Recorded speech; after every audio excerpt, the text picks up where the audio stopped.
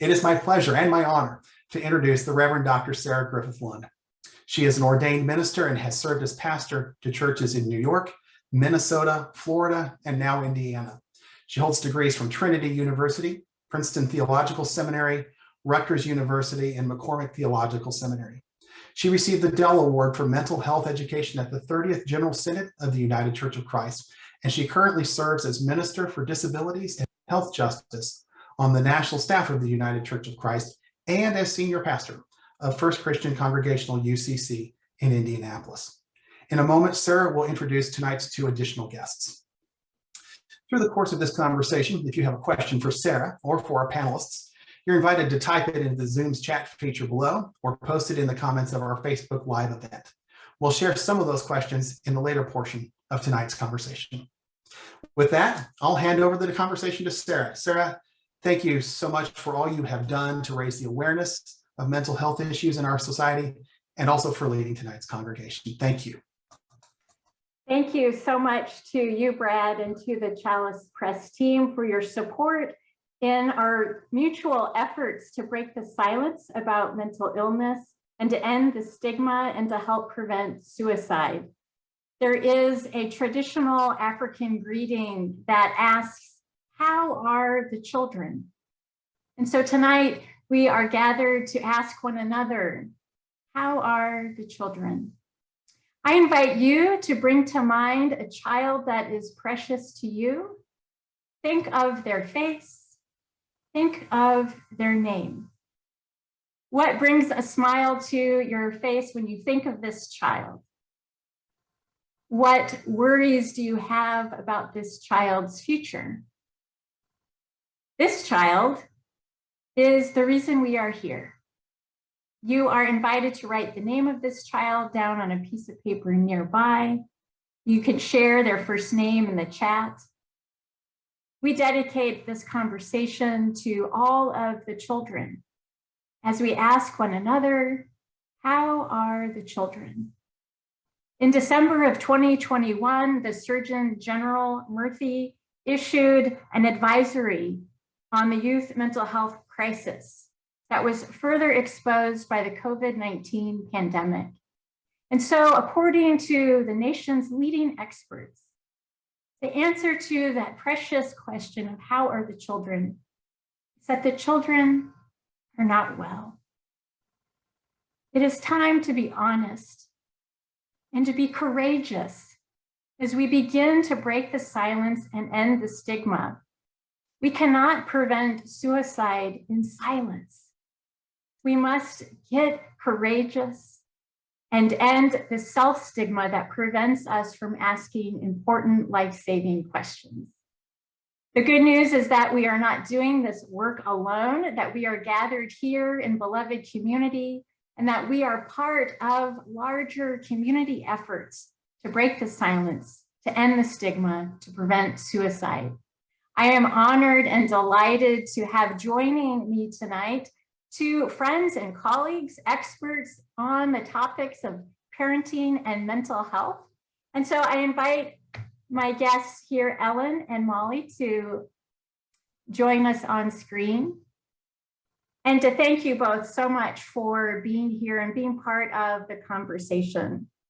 We have Ellen O'Donnell, who is a PhD and who joins us from her expertise in child psychology. She is at Mass General Hospital for Children and Shriners Hospital for Children in Boston, and she is an instructor at Harvard Medical School.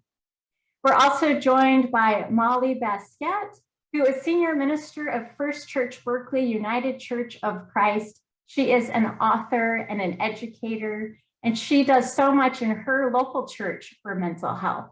And together, they're the authors of Bless This Mess, A Modern Guide to Faith and Parenting in a Chaotic World. So I couldn't think of two better people to join us in this conversation as we ask that life-saving question, how are the children?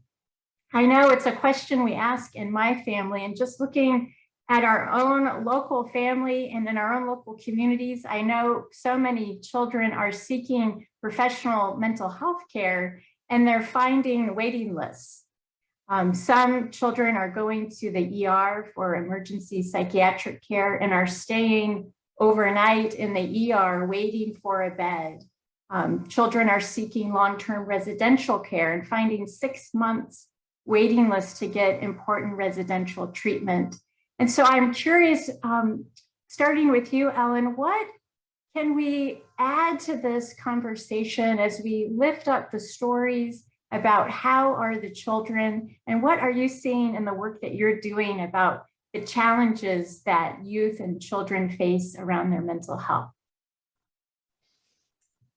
So first, Sarah, thank you so much for inviting us to be a part of such an important conversation. I am certainly seeing all of the challenges that you just mentioned, and I wish I could say that it's not as bad as it seems, but I would actually have to say that I think it's even worse.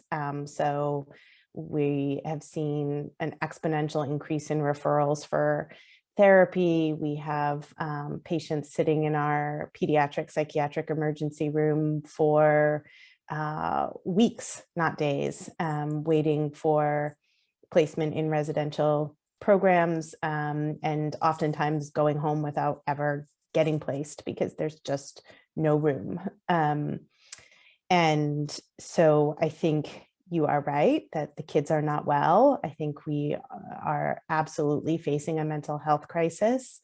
I think for me, if there's any encouragement in that, it is that there are probably many reasons why we're in the place that we are right now, why we're facing this crisis.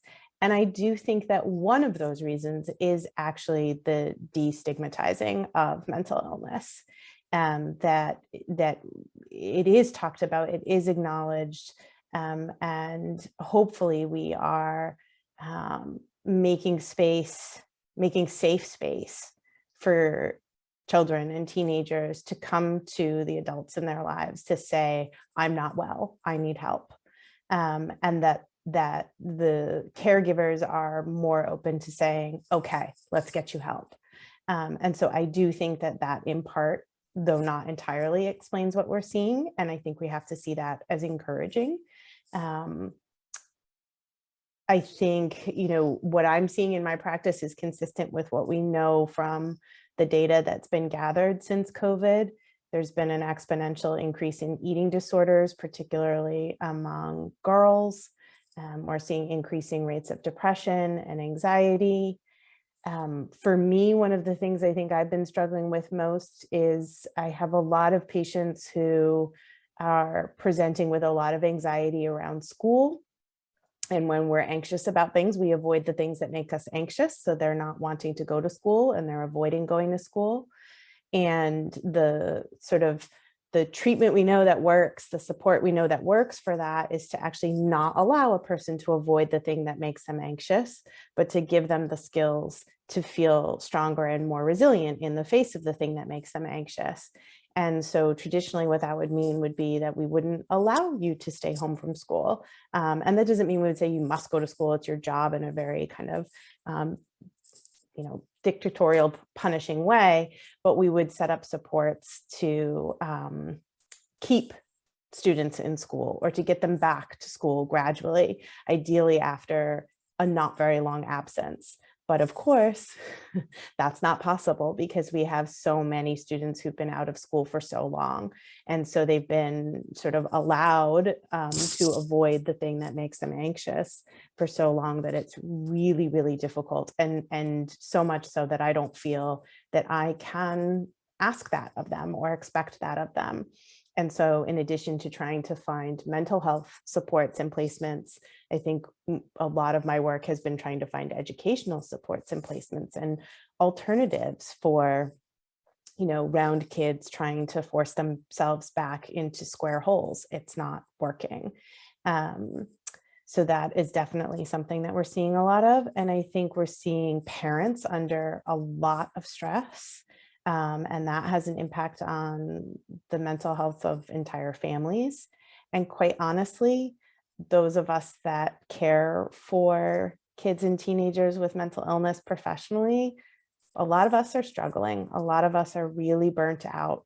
We just can't keep up. I mean, as we got on the call today, I was thinking about, oh my gosh, I never filled out the forms for the one patient that I'm trying to get in a partial hospitalization today. And I never reached out to that other family who I haven't heard from in months, I haven't heard from since COVID, whose son is now showing this spike in anxiety because of AP exams coming up next week. I just can't keep up, and that doesn't feel good as a helper. So I think those are some of the nuances of the crisis that we're in. And, again, I think if there's any bright side to this, it's the destigmatizing of confronting and talking about these struggles, which is exactly what we're doing here tonight. Thank you so much, Ellen, for your compassion, your wisdom, your ministering. I know, I don't know if you think of it as a ministry, but when I hear you talk about it, I hear how much you love your clients and the families and how much you care for them. So thank you for all that you do. Molly, how are you seeing the youth mental health crisis manifesting itself in the communities that you love and serve as a pastor? Yes, and forgive any background noise. I am in my office in the city, so there, you may hear some city stuff happening in the background. So I'm currently parenting a 16-year-old and a 20-year-old. The 20-year-old has graduated from high school in the pandemic, left home, came back home. So I have a front row seat to their mental health, and I am authorized to talk about them. So you know that I have their permission to do that, and also of the kids throughout our church. Of my two kids, my 16-year-old is sort of classically high achieving, perfectionistic, and very anxious, has her first AP on Thursday, and we've had nightly meltdowns and lots of getting our mental health resources and habits to work on her behalf. And the 20-year-old is more of, he's struggled with depression and substance abuse, although he's been sober for the last almost year, and we're really so proud of him, and he's made a lot of great strides during that time. But, some of that was probably self-medication from being bullied very early on, which my husband and I, missed. We did not really sort of tune into that early enough. And we've worked together as a family to help him acknowledge and heal and get him what he needs. More broadly in the congregation, we are a WISE congregation, which is UCC speak for welcoming, inclusive, supportive, and engaged around mental health issues. So we've worked really hard on education. Some of our folks from church who are part of the mental health ministry or the congregation are here tonight. Glad to see you here. And it's really about, throughout the congregation, destigmatizing, telling our stories, putting our stories into the service of others. Henry Nouwen, the Catholic priest and theologian, talks about us being wounded healers and using our stories, the stories we've healed enough from, to be able to share without doing harm to ourselves or others, to help others get their needs met, to help others learn and grow. Thinking about what our kids in my church are going through, both youngers and olders, like my daughter, that achievement orientation. We had a really horrific suicide here in Berkeley last week in the middle of the school day. It's a presumed suicide. Student fell from a parking structure and many other students witnessed it. Of course, it's like college acceptance time of year. He was a senior, so we're wondering if that played into it. And I was on a lot of text threads, a lot of my Berkeley High students checking in on them, and they were checking in on each other because they have a lot of those skills already. With our queer students, queer youth, we have, Bay Area being, it's a very progressive, supportive environment. A lot of our parents of queer kids are very supportive, but it's still not easy. Even in a super liberal, supportive place such as this, it's still really hard to come to terms with your gender, your sexual orientation, and find the resources and support you need, and live through those microaggressions and macroaggressions. I just had a conversation last week with a grandmother of a trans kid in the church who really wants to do well and get it right, but messes up pronouns. And so I said, my shorthand for this is getting pronouns right is suicide prevention. We know how impactful it is for trans young people to hear their correct pronouns and names used and have that affirmed for them. And finally, the anxiety from the pandemic. under 5s have not been able to be vaccinated yet. People where I live have taken a really conservative approach to COVID safety and keeping each other safe. And it's meant a lot of kids have not come back to church. Their parents have not come back. And the parents are reporting to me that their kids really don't want to do anything, like whether it's active anxiety or more passive, they're home, they don't want to go out. They're like that bee in the jar who, the bee's been in the jar for so long and hit the wall so often that even when the jars are moved, they still think they're in the jar. They have not perceived that they are free to move about more freely, to have the bigger life that God intends for us. And backing up to all this, it might feel far away for some of us, but a lot of our young people are really struggling with climate anxiety and the world in which they're growing up and the world in which they're inheriting. My daughter's school now permits them to have one mental health day a month, which I think is progress, that they acknowledge mental health as part of physical health. And sometimes you're just having a really bad day and you can't do it. And last Friday, my daughter Carmen took a day to go to the climate march in downtown San Francisco, which was very empowering for her. And when I reported her absence that she was attending the protest, the school said, well, that's an unexcused absence. And I said, no, it's a mental health day, because it actually improved her mental health to feel like she was doing something about the climate, because there's so much that feels really supremely out of their control. I want to hand it back to Sarah in a minute, but I read a book last summer that helped me so much as a pastor understand. I read a few books actually about trauma. One is called The Deepest Well, which I would highly recommend. Particularly Sarah talks about adverse childhood ACEs. What's the E? Adverse childhood experiences. And Nadine Burke, who wrote that book, Nadine Burke Harris, the former Surgeon General of California, explains the impact of those on children's mental health. Another book that you quote, Sarah, is What Happened to You by Oprah and Dr. Bruce Perry.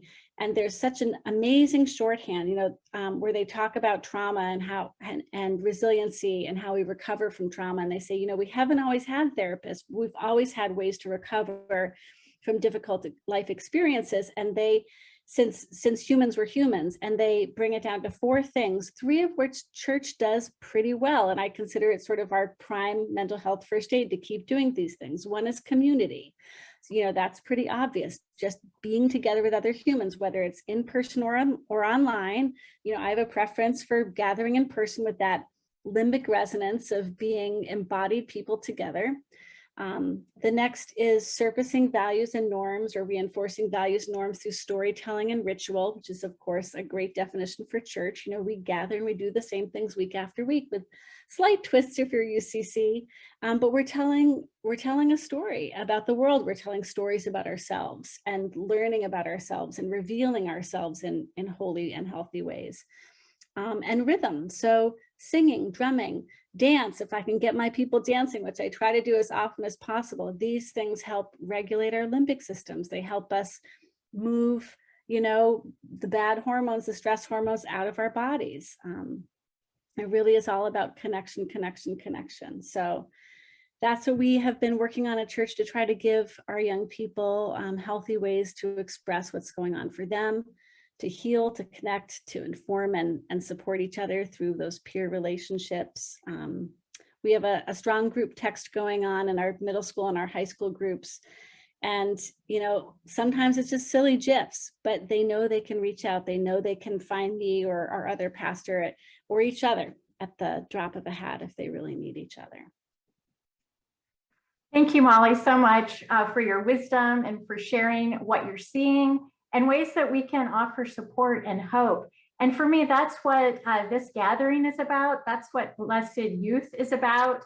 It is about sharing hope and healing and how we can do that in community. And so my invitation for us is to come together as community, families, faith communities, schools, and other nonprofits, to work together to surround our children and teens with love and connection. There is power in breaking the silence. And I'm finding as I talk to adults is that the children aren't born with stigma. Children learn stigma. And so the more that we can destigmatize mental illness as adults, the healthier that will be for our children. And sometimes in our faith communities, we have this extra layer of a spiritual stigma because sometimes our scriptures have been interpreted to say that mental health challenges are demon possessions or evil spirits or somehow a punishment from God or a curse. And so as faith communities, I believe it is our responsibility to offer a life-giving theology, a liberation theology of mental health justice, and say that physical health and mental health are one and the same. We're made in God's image. If we have a brain disorder or a brain disease, it is physical and it is an illness just like diabetes or heart disease or cancer. And so the more comfortable we can be as adults talking about mental health challenges, I believe we can create spaces for our children to say that they're not okay. And then we can help link them to resources to get a mental health checkup. I love what Patrick Kennedy says is get a checkup from the neck up. If our children are going to the dentist every 6 months for teeth cleaning, let's get them in for a mental health checkup every 6 months. And that way we can find early on what might be impacting our children. In my family, we have what we believe is a genetic mental health challenge that's been passed on from generation to generation, 3 generations now of bipolar disorder. And as we look at how that disease has evolved in our family, the good news is that now that we know what the risk factors are and what the warning signs are, we can get early treatment. And early treatment for bipolar disorder will allow the young person in our family to have the support that they need, right, to flourish, that they can have a full and a beautiful life living with bipolar disorder. And so Blessed Youth, Breaking the Silence About Mental Illness with Children and Teens is a resource to help communities have these conversations. And it tells stories, my own family's and other people's stories, as a way to create space, to destigmatize mental illness. It also shares some wisdom from people with lived experiences. And the encouragement that the children can be okay, and we can be okay when we come together with honesty, authenticity, and courage, and look our children in the eyes with a compassionate gaze and remind them that we are here with and for them no matter what. We are by their side, holding space for them to be who they are and who they are becoming. Once I wrote the first book, I was talking to Chalice Press and we realized we need a second book. This Blessed Youth needs a companion book for young people themselves. And so that's how the survival guide came about. And it was really the book that I wished my niece had. My niece had a love for educating about mental health. And one of her last school projects she was so proud of was creating her own nonprofit that was designed to go into public schools and to give presentations about mental health. She believed that there still needed to be destigmatization of mental illness in her schools. That's what she saw. And so I created this resource in honor of her. Her nonprofit was called Sentimental. And I love that she cared so much that she wanted to give that to the world. And so I give this to the world in honor of her.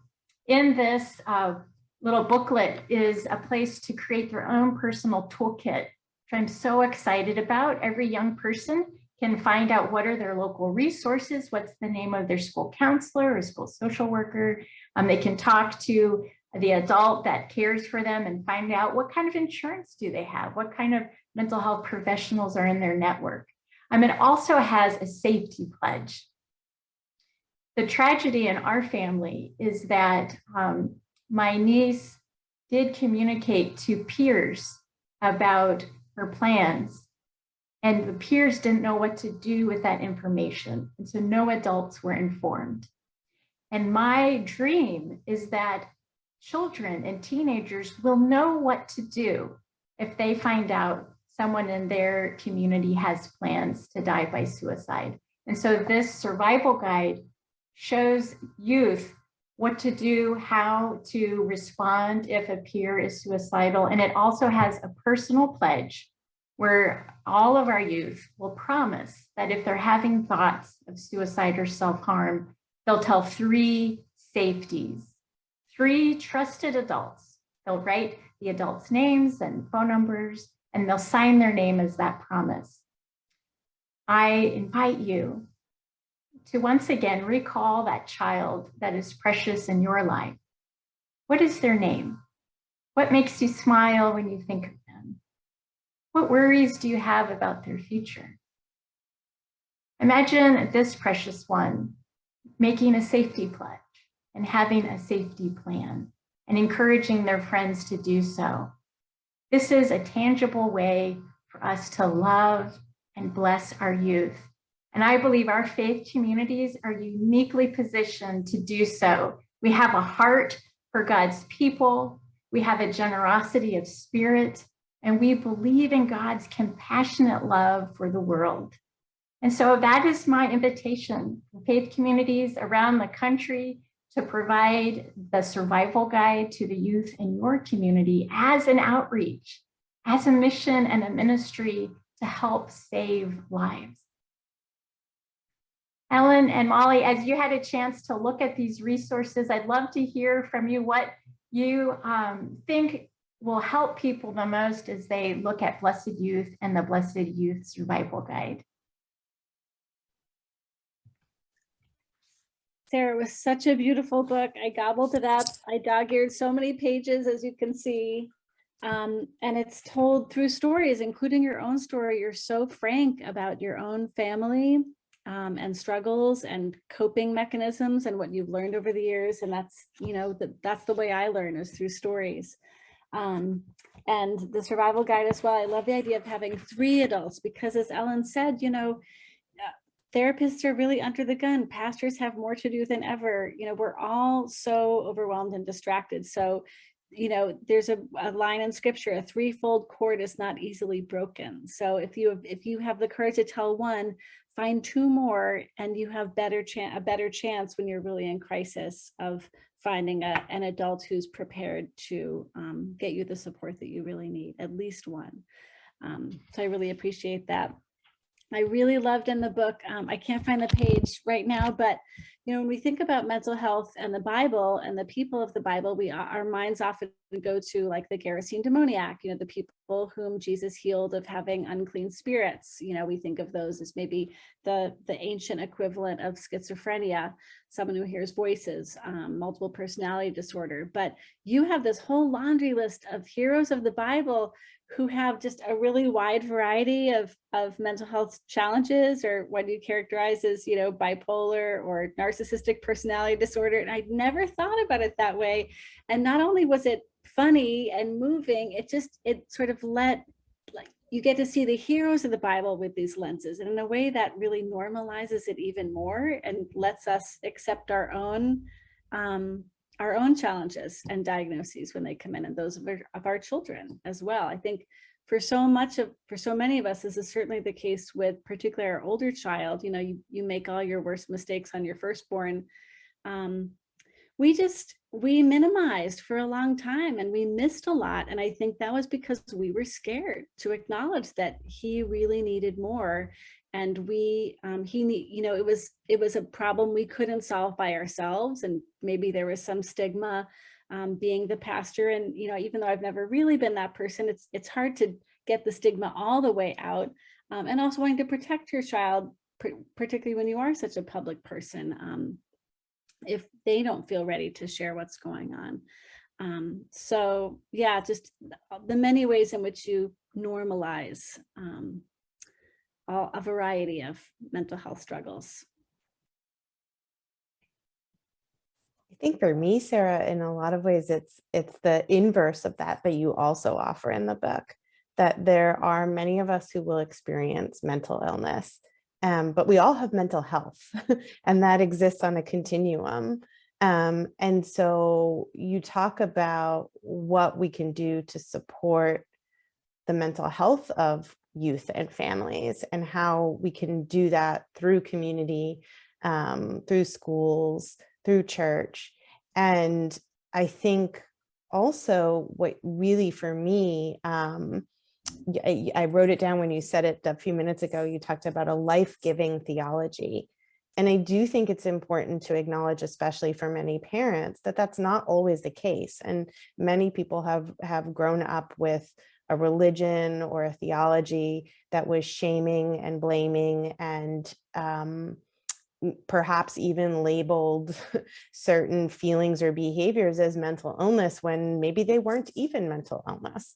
And I think what you really offer is a life-giving theology, and you make it clear that there are communities of faith that can provide that radical acceptance of God's love for our youth in community. And I think that's what so many of us need. And I think that's what we need to be doing as communities, is really sort of shifting the whole climate, the whole expectation of, as Molly mentioned and I mentioned, a lot of the anxiety comes around achievement and meeting some standard or expectations.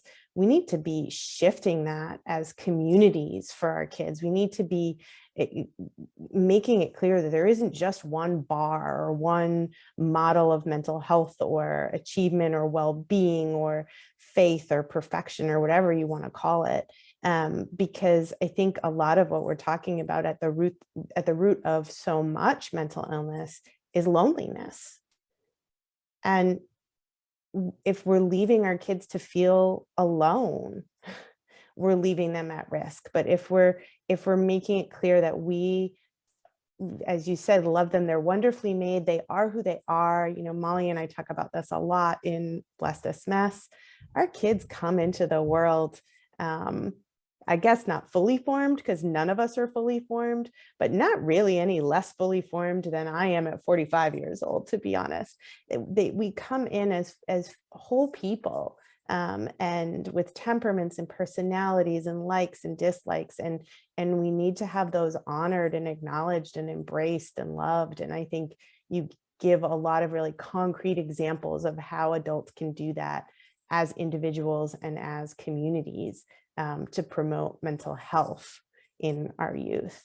And that's really, again, what people like me need, because we don't want to be seeing kids in the emergency room when things have gotten so bad that now this is where we are. We want to be seeing them sooner or not at all, because the communities that they're in are helping them to build their own resilience. And that doesn't mean never having any challenge, right? In fact, we've developed resilience by facing challenges, but by having adults tell us, yeah, this is challenging and this is hard, and I see that and I see you, and I know that you can do this because we can do this. We're strong enough to do this together.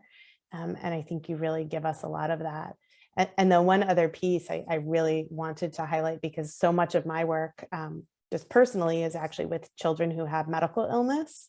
I think it's so important that you make that connection, that mental health is part of physical health. This is all one and the same, and it literally often is one and the same. So it's so important for adults to recognize that if you have a child or a teenager who's coming to you with any kind of physical symptoms, whether it's frequent headaches or stomach aches or whatever it might be, those are very real, and it's important to rule out any medical cause, and then look at any mental health or psychological cause, because that is, there is no separation. Truly, there should be no separation of mind, body, and spirit. We're all one.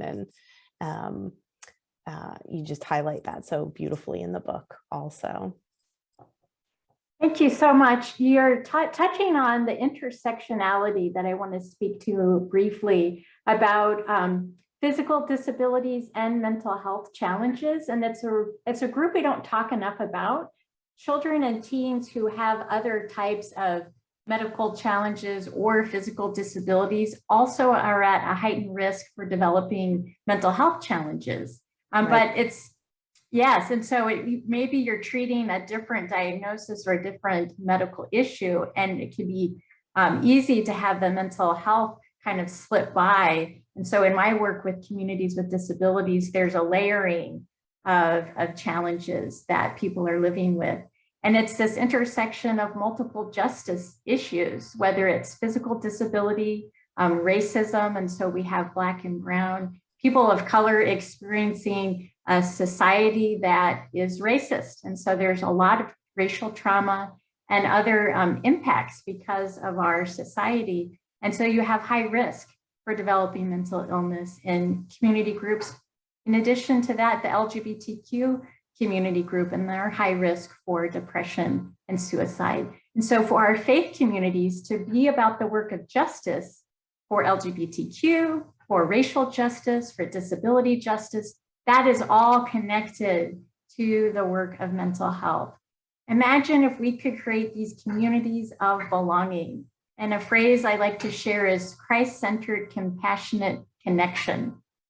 And so if you have a youth group, make that an open and affirming for LGBTQ plus space.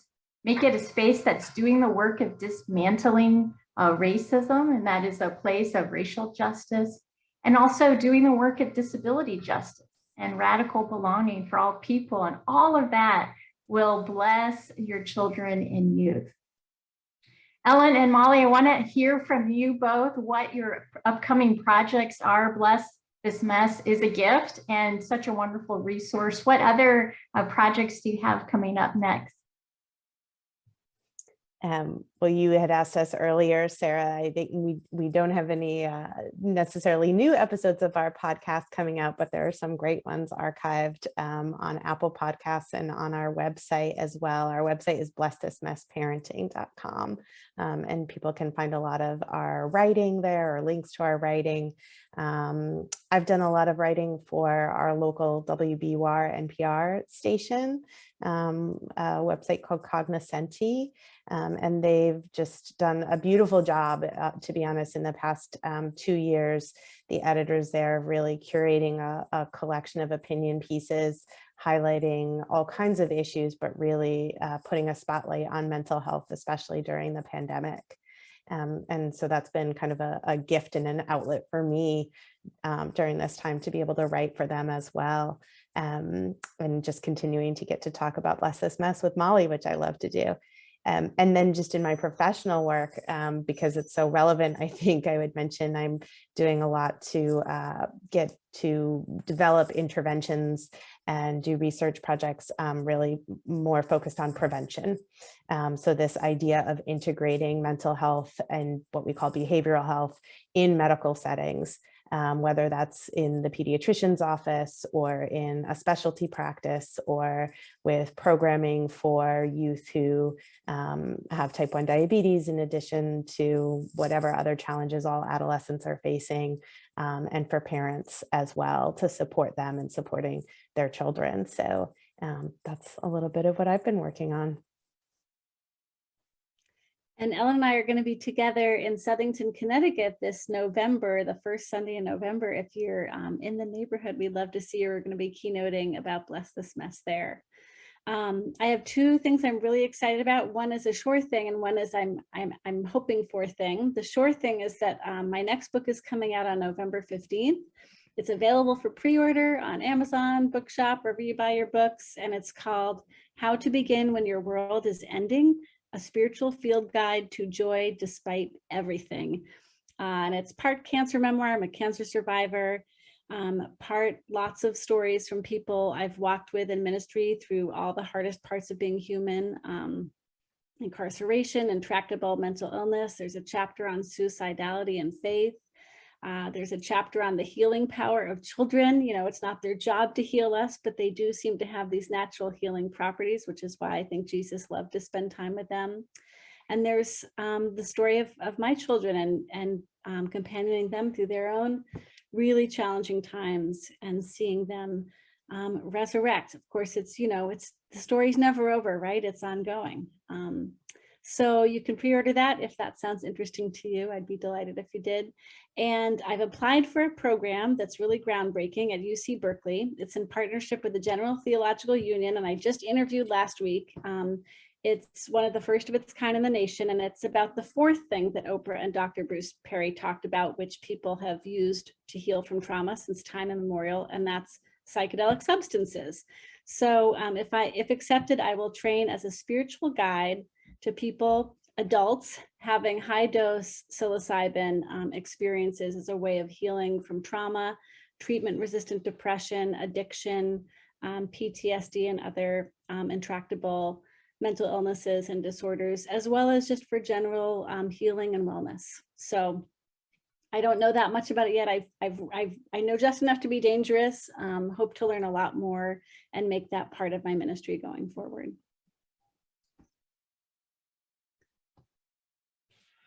Well, I will barge my way back into the conversation now. Thank you so far for where we've gone with this. And I want to look into the questions that are coming through the chat here in just a few moments. And I'll begin with one that's been kind of chewing at me. And I never realized how stressful May was.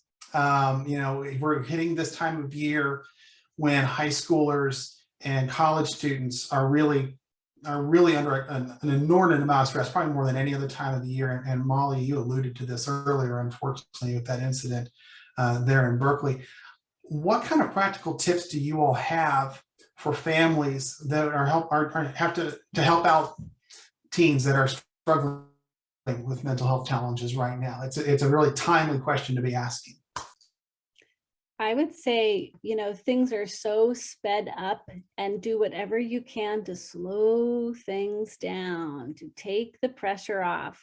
During last night's meltdown over dinner, I successfully got my daughter into the living room to have a dance break and a meditation. We call it dance-itation. We dance to a couple songs and then we just sit and breathe for 5 minutes. We set a timer and breathe. And she, it's like, if I can sort of catch her before she goes too far down, she knows this is going to help her. It's really successful. And then she was able to get back into the swing of things. So when things speed up, slow down, cuddle, have really good quality downtime. It's interesting that you said May, Brad, because it's even pre-pandemic. I would have told you that October and April are my toughest months. So we tend to get more phone calls, just more acuity. And October happens to be right around the time of first progress reports and report cards. And April tends to be prepping for AP, final exams, graduation, etc. So I think academic pressure and stress is still a huge factor for our kids. They've also, many of them now, missed multiple years of school and skills. So they don't necessarily have the tools that they need to even feel successful in school. And I think we can do a couple of things. We can check our own anxiety and what we psychologists call ego involvement as adults. So how much is my worry justified and reasonable and actually about my child versus how much is about me? That's not always an easy thing to do. And, I think doing things on an individual level, but also if you have the bandwidth, or perhaps if you're not in a position where you are actively parenting right now, maybe you're grandparenting, or maybe you're just someone, you're someone who really genuinely cares about youth and you have some bandwidth to help push for changes. My son is a senior in high school, and his school is a challenge success school, which means that they have a series of no homework weekends. They have a schedule where only certain classes give exams on certain days. And there's programming for mental health and those sort of breaks that Molly was talking about, to have fun and have candy or play games or whatever it might be during the day. So really encouraging the communities and institutions that you're a part of to take this seriously, and to be especially active during those peak times of academic stress. And I'll just add to their wonderful wisdom. Part of the suicide in our family was caused in part, it's complicated, but a lot of pressure around academic performance, straight A, 6 AP classes. And so it's a kind of a bigger question about our culture. And what is it about our culture and our society that puts so much pressure on high level of performance? What is that about? What are we attached to? And it's back to what we said earlier about our core values. What do we value about each other? Is a child their grade? Is it the school they get into? Is it who they go to prom with? The way we use social media to kind of accentuate performance and achievement. And so taking a break from social media, I think that could be a very healthy way to give some more breathing room so that we're not always documenting the best parts of our life, which are so unrealistic when that's all that we choose to show, and we filter and curate our lives. And so taking a break, I think that would be my suggestion from social media. We have a puppy, and so playing outside with our puppy also really helps. If there are other suggestions that you want to pass along, feel free, whether that's something you want to do here in the room or pass through the chat. I know I don't think there are enough of those things available close at hand. So hopefully you can jot down some great notes when you're done. Andy wanted to note that he's working closely with foster families and the workers who support them. How he believes Blessed Youth is going to be a great tool to use with those kinds of families where trauma is often magnified. So Andy sends along his gratitude. Allison says, thank you for this. Yes to having trusted adults to name in the safety pledge. Allison's question, I'm wondering if you have connected with small rural congregations about this topic. Can imagine challenges, but also great gifts. Your thoughts? I love the idea of small rural congregations getting their hands on these life-saving resources. We know that rural communities are desperately underserved. I'm sure Ellen could speak to that. They're kind of like mental health deserts, and even farmers. There's a high rate of suicide among the agricultural and farming communities. And so we do need to pay close attention to the unique needs of rural communities. That's where faith communities can be an oasis, can be a place of hope.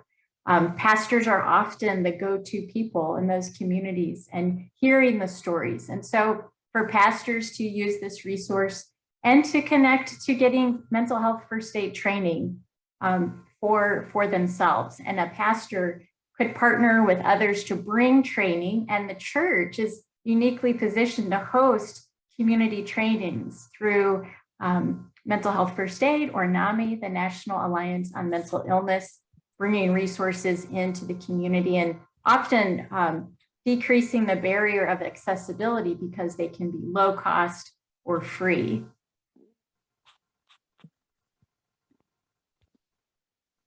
Such a great point, Sarah.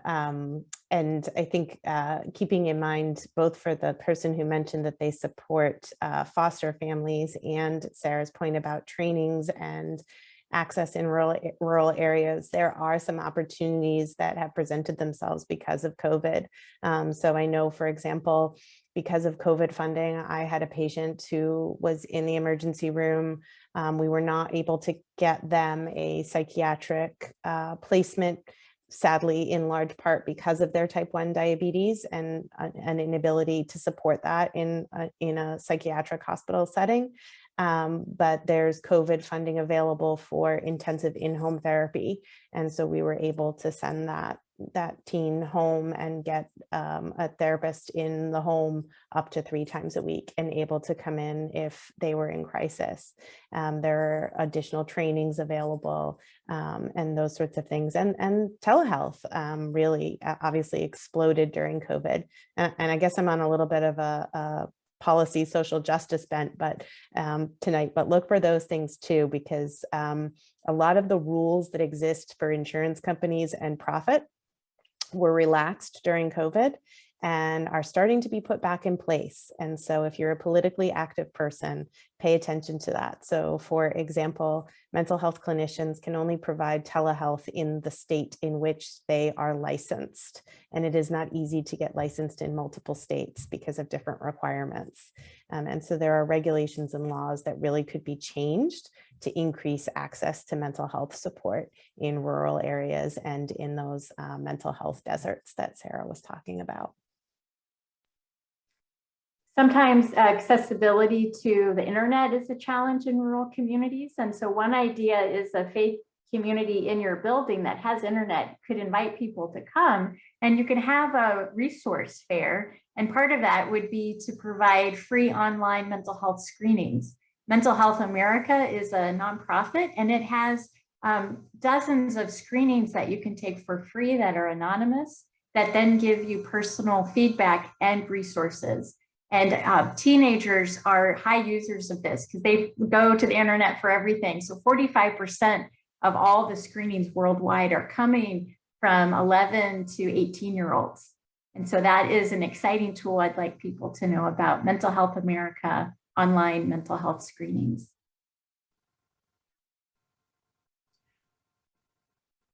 It's good to be thinking about the different ways that our congregations can be involved in our communities. Going back to school, one of the commenters on Facebook, Kitty, has observed that she wishes physical education and music and art were more essential in school. So do you see any correlation between PE, music, and art being a part of teen lives and being mentally helpful? And so how do parents replace that loss if the schools don't offer that kind of stuff? One thing that I'm seeing being done through the National Alliance on Mental Illness is partnerships with schools. San Antonio is a city that's partnered with NAMI to bring clubs.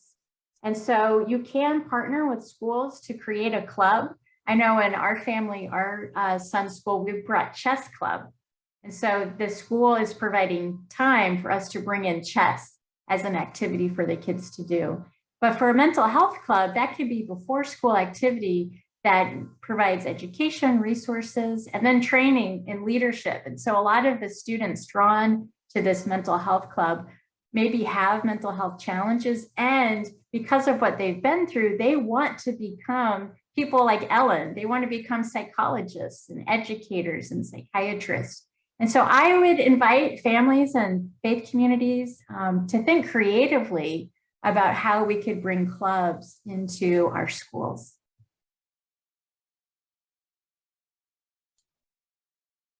I think we're coming up on the close of our time. So last thoughts from our panel. Molly, you've been contributing a lot in the chat during the conversation. Anything you want to specifically call out? Let's see. Well, I do want to point, there's one thing that kept coming up for me when I was reading Sarah's book, and I loved hearing Tammy's story.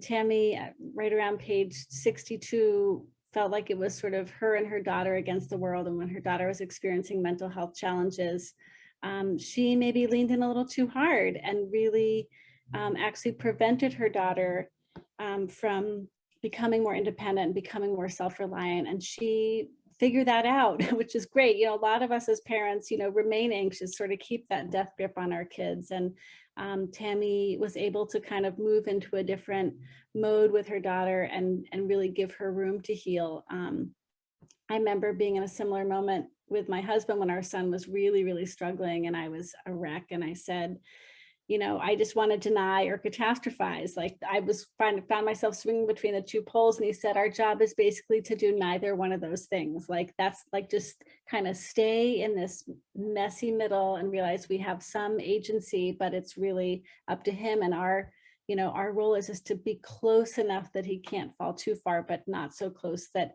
he can't, that he's not figuring this out for himself, but he's finding his own agency and autonomy. So I guess I just want to say, be close, but not too close.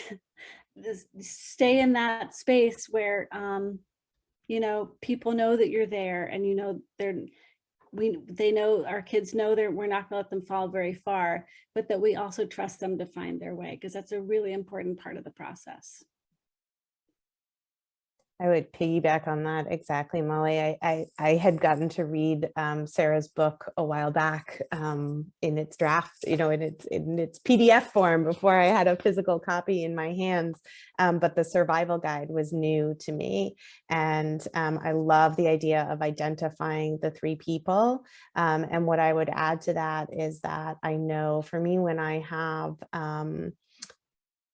patients identify a person that they will call or go to if they are having thoughts of suicide, I often also encourage them to have the conversation with that person, that they don't have to say, I am having thoughts of suicide, that they don't have to name it every time, because that can be really hard to do.